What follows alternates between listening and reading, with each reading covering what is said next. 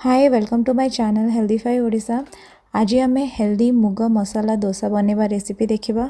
Recipe start करने पूर्व मो चैनल को प्लीज सब्सक्राइब करूँ और राइट हैंड साइड थे बेल बटन को भी क्लिक करूँ मोर नुआ वीडियो नोटिफिकेशन पाइबापी। डोसा बनवाई ये 150 ग्राम मुग नहीं मु 4 ରୁ 5 घंटा जाए पानी रे बतुरे रखी।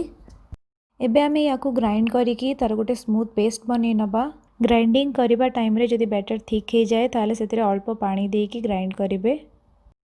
एठी आमे बैटर को बहुत ही पतला करबानी कहीं ना बैटर बहुत ही पतला हो गले भलरे स्प्रेड हुएनी और पिठा भी भल हुएनी।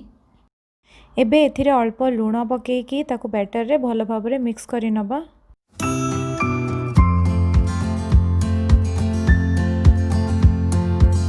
एबे आमे डोसा पई मसाला बनेबा। सेथि पई गोटे पैन रे गोटे स्पून ऑयल को गरम करिबा। तापरे सेथिरे पकेबा हाफ स्पून सोरिष और हाफ स्पून जीरा। जीरा सोरिष अल्प फुटी आसिले सेथिरे आमे अल्प चना डाली और 5 ରୁ 6टा भृसंग पत्र पकेबा और ये सब को भल भाबरे मिक्स करिबा और 10 सेकेंड जाए भाजी नबा। तापरे पकेबा गोटे कंचा लंका जोटा कि मझिरो काटी नहींची और गोटे मीडियम साइज रो प्याज जोटा को कि मु छोट छोट करके काटी नहींची और ये सब को भल भाबरे मिक्स करिकी मीडियम फ्लेम रे गोटे मिनट जाए भाजीबा।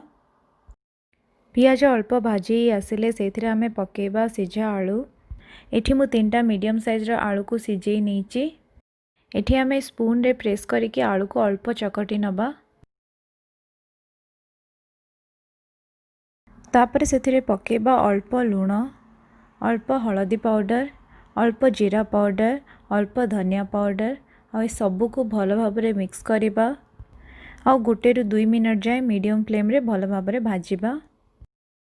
तापरे एथिरे अल्प पानी देकी मिक्स करि नबा और 1 मिनट जाए कुक करिबा। तापरे गैस रो फ्लेम ऑफ करि दबा और एठी हमरो डोसा पई मसाला रेडी ही गला। एबे हमें डोसा बनेबा सेति पई गोटे तावा को प्रथमे गरम करिबा और सेथिरे 3-4 ड्रॉप तेल पकेबा और तेल को तावार चारिपटरे भल भाबरे लगे दबा। एबे हमें तावारे अल्प पानी छिंचिबा और गोटे टिश्यू द्वारा ताकू पोछि नबा। एमिति कले बैटर ठीक भाबरे तावारे स्प्रेड हुए और तावारे बिल्कुल भी चिपकेनी। एबे हमें तावारे गोटे स्पून बैटर पकेबा और ताकू हल्का हाथ रे बुलेकी गोटे राउंड शेप रे बने दबा। तापरे अल्प गुआ घियो को डोसा उपरे पकेकी ताकू स्प्रेड करि दबा और मीडियम फ्लेम रे डोसा को 1 मिनट जाए कुक हवा पई छाड़िबा। डोसा भलरे कुक हो जिबा परे सेथिरे आमे जो मसला को बनेकी रखिथिले ताकू दे दबा और डोसार दुई पट को एमिति कवर करि नबा और एठी हमर क्रिस्पी डोसा रेडी ही गला। आपण माने भी एई रेसिपी को घरे बनांतु और केमिति लागला मते कमेंट सेक्शन रे कहंतु। मु पुणी आसीबी गोटे हेल्दी वाला रेसिपी नेकी